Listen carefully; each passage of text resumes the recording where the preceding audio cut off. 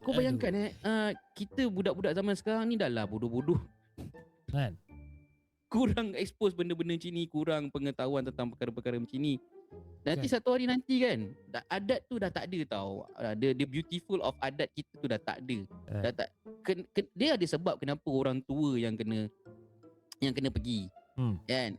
Sebab contoh macam kita kerja dekat, macam kau sebelum ni kau kerja kat Petronas kan. Mana ada CEO pergi sendiri, pergi melamar job. Dia hantar orang, bye. Dia hantar orang yang boleh deal, yang boleh bercakap, yang boleh negotiate kan. Siap silap 50,000 tu boleh jadi kurang jadi 35,000. Betul. Dia hantar orang-orang yang lebih tua lah, yang mewakili kita. Ni anak saya nak kahwinkan. Kan cantik tu. Ni anak saya kan. Aku masih duk fikir lagi ni. Dia cakap pasal 50,000 tu kan. Masalahnya sekarang ada orang tanya dia tak? Berapa banyak kau dah bagi? Itu aku tak tahu. Aku tak berani nak cakap sebab video tu sekerat-sekerat lah. Sebab kalau aku cakap nanti kan jadi fitnah kan.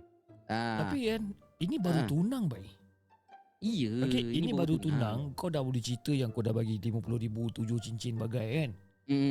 Habis nanti bila time nikah, takkan kau nak nikah diri kau sendiri? Asal kau cakap macam tu? Kan? Aku nikahkan diri aku dengan anak pakcik ni. Kau faham tak? Kan? Betul. Tak payahlah imam. Imam tak payahlah imam. Tak pun imam ada. Imam ada salam. Tak payah saksi. Saya sahkan sendiri. Kan?